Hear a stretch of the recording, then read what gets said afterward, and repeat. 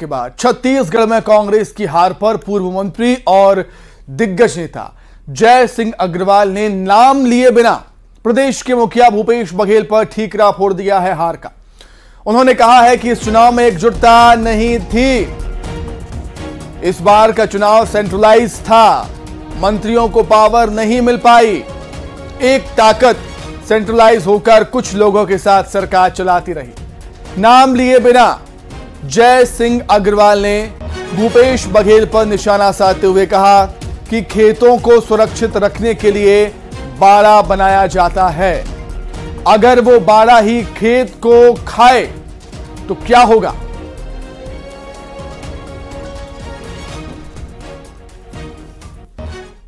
भोजराम पटेल एक एसपी आए, उसको एक सिपाही ही चलाते रहा।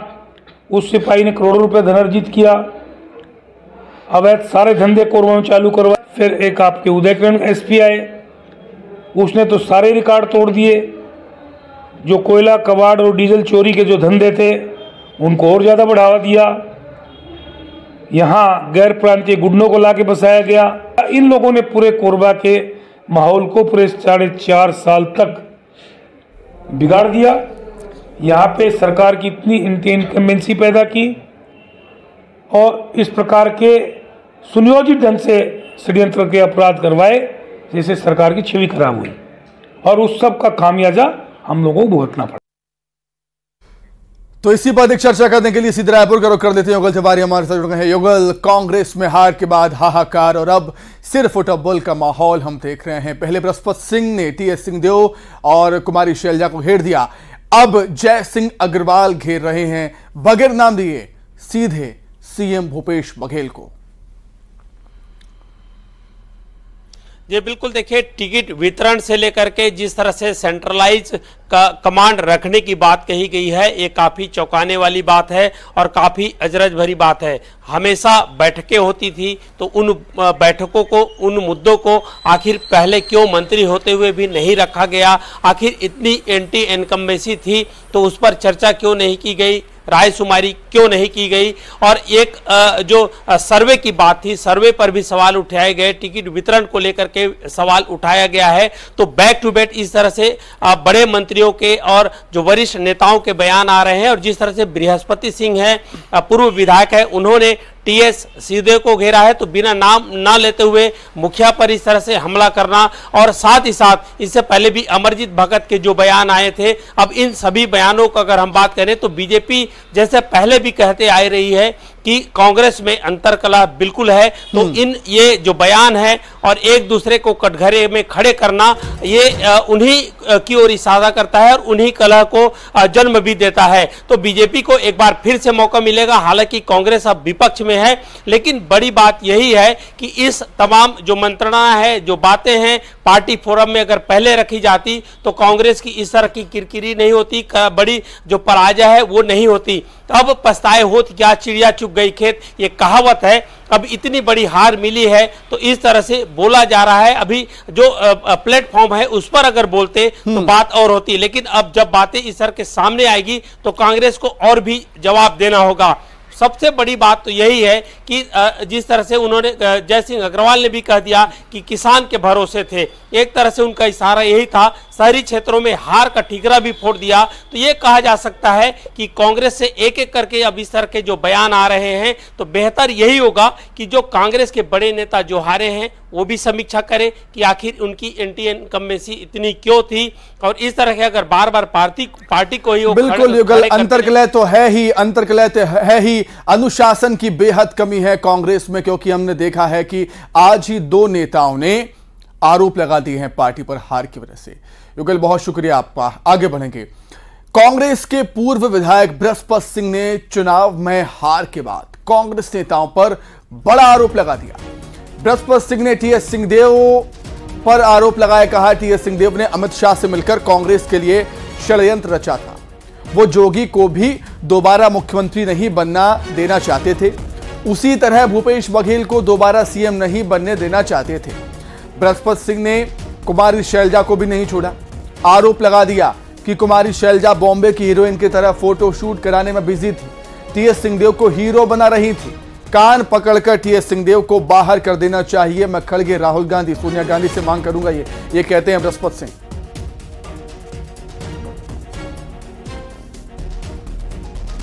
जब तक समाप्त नहीं होगा कांग्रेस को फिर से आने में दिक्कत जाएगा। राजा महाराजा का एक भी गुण इनमें नहीं है। ये तो शोषक वर्ग के तरह हैं। ये जनता की शोषण करते हैं और इसलिए जनता ने इनको सबक सिखाया है। अब सोचो ना, एक महाराजा होकर 14 सीट की चैलेंज कर रहे हो और 94 वोट से आ रहे हो, विधायक नहीं बन पा रहे हो। जो लोग गड़बड़ करने वाले, कांग्रेस को धोखा देने वाले हैं, इनको कान पकड़ के कांग्रेस से बाहर करो, नहीं तो लोकसभा चुनाव में फिर खामियाजा भुगतना पड़ेगा। हमारे प्रभारी सिर्फ सरगुजा संभाग में जाकर टीएस सिंह से ड्राइविंग कराती थी और खुद सामने बैठ के फोटो शूट कराती थी। हमारे शैलेजा मैडम जो प्रभारी छत्तीसगढ़ की बनाई गई, फोटो शूट करा रही थी। हीरोइन की तरह, जैसे बॉम्बे से कोई फोटो शूट कराने आया है वैसा फोटो शूट करा रही थी। बृहस्पति सिंह के आरोपों पर टीएस सिंह ने जवाब दिया। उन्होंने कहा कि उनको जरूर दिल्ली आना चाहिए, अपनी बात पार्टी के सामने रखनी चाहिए और जो सही कार्रवाई हो वो करना चाहिए। आरोप जो उन्होंने लगाया कि षड्यंत्र आपने किया है सरकार को हराने का, जो वो कह रहे हैं बिल्कुल सही होगा। बात यहां लाएं और यहां रखें और पार्टी जो निर्णय लेगी सड़कों पर। तो छत्तीसगढ़ कांग्रेस के चुनाव में हार की दिल्ली में समीक्षा हुई। समीक्षा बैठक में कांग्रेस अध्यक्ष मल्लिकार्जुन खड़गे, राहुल गांधी के साथ भूपेश बघेल, राज्य की प्रभारी कुमारी शैलजा, प्रदेश अध्यक्ष दीपक बैज, टीएस सिंहदेव, चरणदास महंत, ताम्रध्वज साहू सहित कई नेता शामिल हुए। मल्लिकार्जुन खड़गे के साथ हार के कारणों की समीक्षा की गई।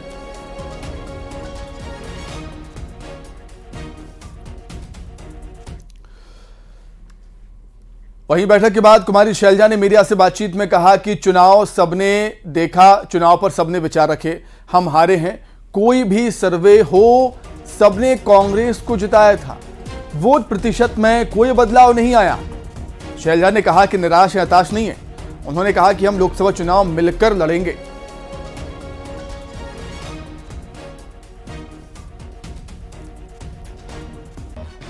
सबने इस चुनाव के बारे में समीक्षा की, अपने विचार रखे, अपनी बातें कही। इसी तरह से कुछ एरिया में थोड़ी कमजोरी रही और किसी जगह हमको बहुत ज़्यादा समर्थन मिला। किसान ने, गरीब ने हमारा साथ दिया है। जो जहां हमें लग रहा है कि कुछ कमियां रही, उन कमियों को आने वाले समय में अब हमने, आप ये मत समझ लीजिए कि ये चुनाव खत्म हो गया तो हमारा काम खत्म हो गया। हमारे साथी, हमारे वर्कर, हमारे नेतागण हर जगह, हर कोने में जाएंगे। छत्तीसगढ़ का अगला मुख्यमंत्री कौन होगा, अब हर किसी के जुबान पर यही सवाल है और इसी सवाल का जवाब खोजने के लिए बीजेपी के राष्ट्रीय नेतृत्व के 3 ऑब्जर्वर की नियुक्ति राष्ट्रीय नेतृत्व ने की है।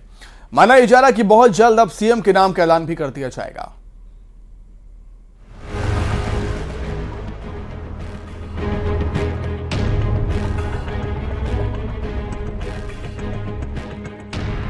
छत्तीसगढ़ में मुख्यमंत्री चुनने के लिए बीजेपी ने 3 पर्यवेक्षकों की नियुक्ति कर दी है।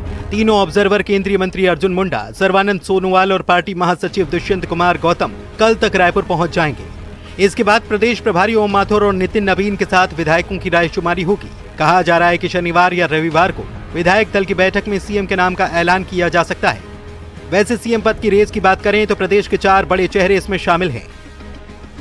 डॉक्टर रमन सिंह, अरुण साव, रेणुका सिंह और विष्णुदेव साय। 15 सालों तक सत्ता संभालने का अनुभव रखने वाले डॉक्टर रमन सिंह सबसे पहले पायदान पर हैं। वे पार्टी का बड़ा चेहरा हैं। इसके बाद सांसद और पार्टी के प्रदेश अध्यक्ष अरुण साव का नाम आता है, जिनके नेतृत्व में पार्टी ने एक बार फिर से प्रदेश में सरकार बनाई। वहीं महिला दावेदार के रूप में एक नाम रेणुका सिंह का भी है, जो केंद्र में मंत्री रह चुकी हैं और पार्टी के कहने पर विधानसभा चुनाव लड़कर जीत दर्ज कर चुकी हैं। चौथा नाम आदिवासी चेहरे के तौर पर विष्णुदेव साय का भी है। साय पार्टी के प्रदेश अध्यक्ष रह चुके हैं और पार्टी के कहने पर कार्यकाल के बीच में ही पद छोड़कर अनुशासित कार्यकर्ता की तरह काम करते रहे हैं। आइए अब आपको प्रदेश के लिए नियुक्त पर्यवेक्षकों के बारे में बताते हैं। अर्जुन मुंडा बीजेपी का आदिवासी चेहरा, झारखंड के सीएम रह चुके हैं। वर्तमान में केंद्रीय जनजाति मामलों का मंत्रालय संभाल रहे हैं। सर्बानंद सोनोवाल असम से आते हैं। केंद्रीय बंदरगाह, जहाज रानी और आयुष मंत्री हैं। असम के सीएम रह चुके हैं।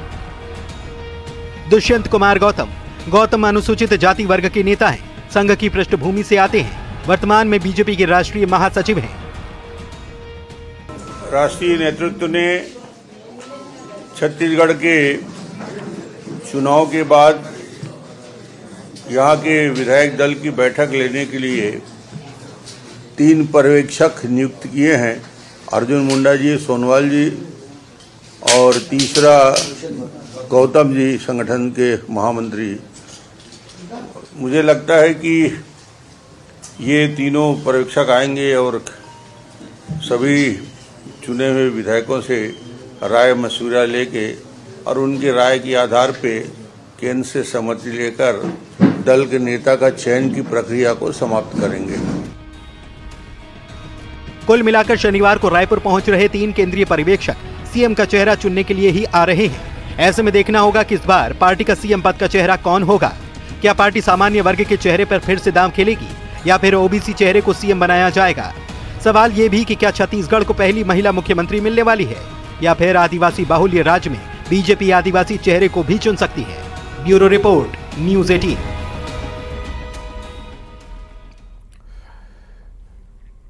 कोंडागांव से खबर है, जहां एक टीचर ने 25 बच्चों के साथ हैवानियत कर दी।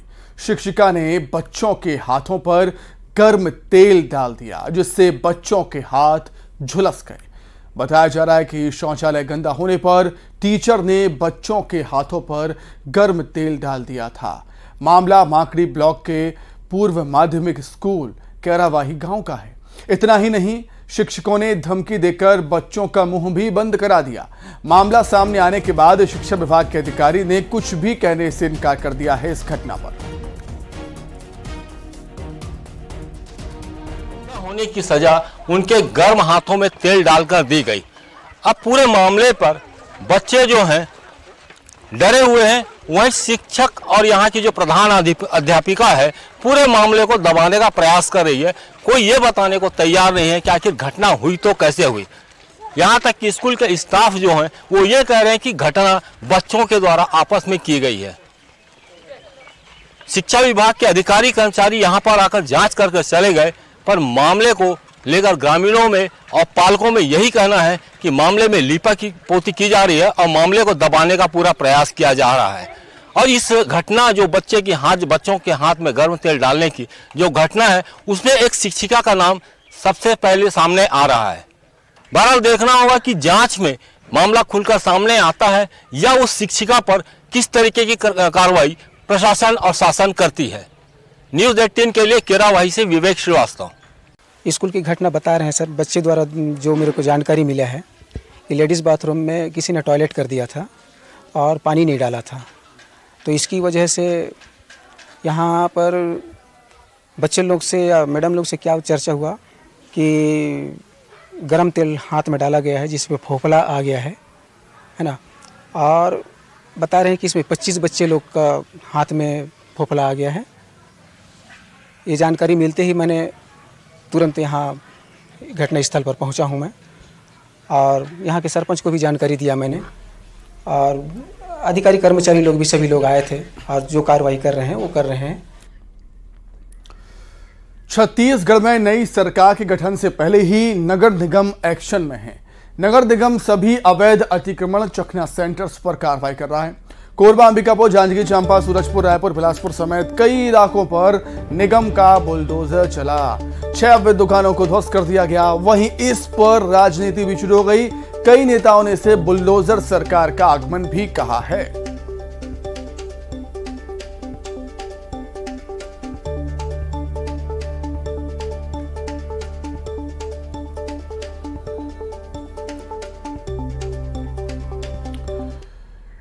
तो राजधानी रायपुर समेत प्रदेश के कई जिलों में अवैध अतिक्रमण को लगातार हटाया जा रहा है। आज रायपुर के कालीबाड़ी सहित कई स्थानों पर सुबह से ही बुलडोजर चला, जिससे राजनीतिक सरगर्मियां भी बढ़ गईं। कालीबाड़ी क्षेत्र के 6 से अधिक दुकानों को ढहा दिया गया। वहीं दर्जनों गुमटी ठेले को सुबह सुबह हटाया गया।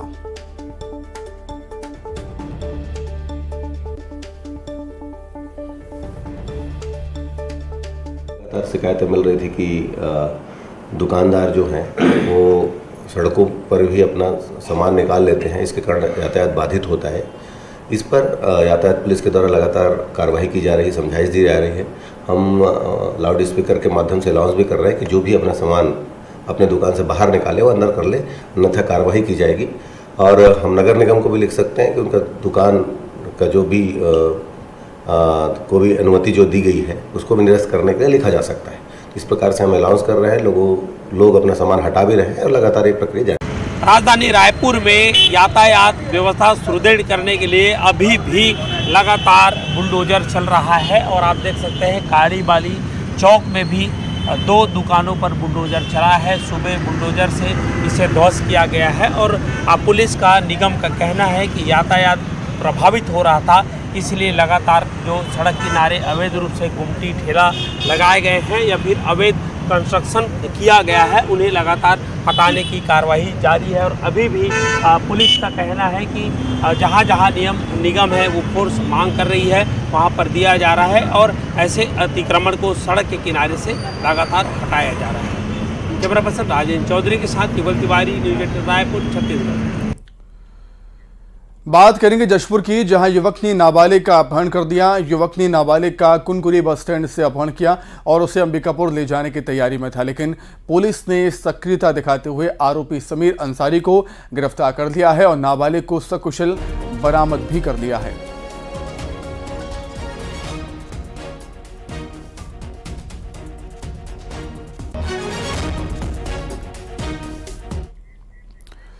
खबर रायपुर से, जहां दोस्त ने ही दोस्त की जान ले ली। दरअसल दोस्त को दोस्त पर अपनी बहन से अवैध संबंध का शक था, जिस पर नाराज होकर धारदार हथियार से दोस्त की हत्या कर दी एक दोस्त ने और हत्या के बाद लाश को तालाब में फेंक दिया। बहरहाल पुलिस ने आरोपी को गिरफ्तार कर दिया है और जांच जारी है। ग्राम गिरहोला का यह पूरा मामला।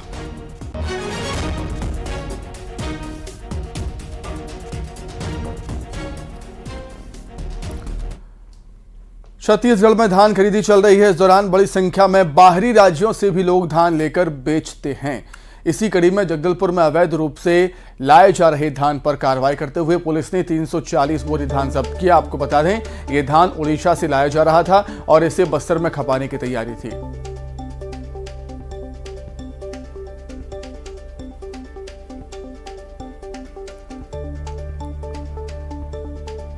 सुकमा से खबर, जहां हिंदू क्षत्रिय वाहिनी ने सुकमा बंद का आह्वान किया। बंद का आह्वान सुखदेव गोगामेड़ी हत्या के मामले को लेकर किया गया। बंद के दौरान व्यापारिक प्रतिष्ठान समेत होटल बंद रहे। जिला मुख्यालय में भी बंद का असर दिखा। हिंदू क्षत्रिय वाहिनी ने हत्यारे की गिरफ्तारी और कड़ी सजा की मांग की। वहीं जांजगीर चांपा जिले में मिचौंग तूफान के साथ ही बारिश के चलते भारी तबाही देखने को मिली। तूफान से किसानों की धान की फसल बरसात के पानी में डूबकर सड़ रही है। इसके बाद प्रशासन ने किसानों के नुकसान के आकलन के लिए टोल फ्री नंबर जारी कर दिए हैं, जिसमें किसान अपनी समस्या दर्ज करा सकते हैं। साथ ही राजस्व और कृषि विभाग के मैदानी अमले के अधिकारियों की टीम सर्वे भी कर रही है और प्राकृतिक आपदा के नियम के अनुसार फसल के नुकसान का मुआवजा दिलाने के लिए प्रशासन तैयार है।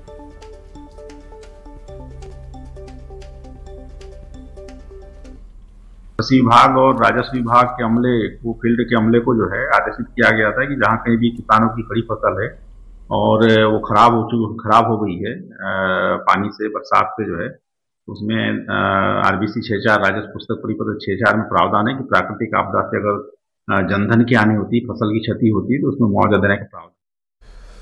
वहीं कोरबा में हाथी की वजह से ट्रैफिक जाम हो गया, थम गया। कटघोरा वन मंडल के ऐत महानगर रेंज में हाथी बीच सड़क पर पहुंच गया, जिसकी वजह से गाड़ियों की आवाजाही बंद हो गई।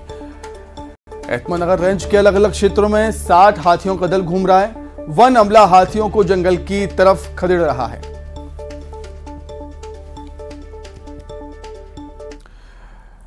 और आइए अब देखेंगे टॉप 20। मध्य प्रदेश में 11 दिसंबर को खत्म होगा सीएम नाम पर सस्पेंस। सोमवार को शाम 7 बजे होगी विधायक दल की बैठक। छत्तीसगढ़ में अर्जुन मुंडा, सर्बानंद सोनोवाल, दुष्यंत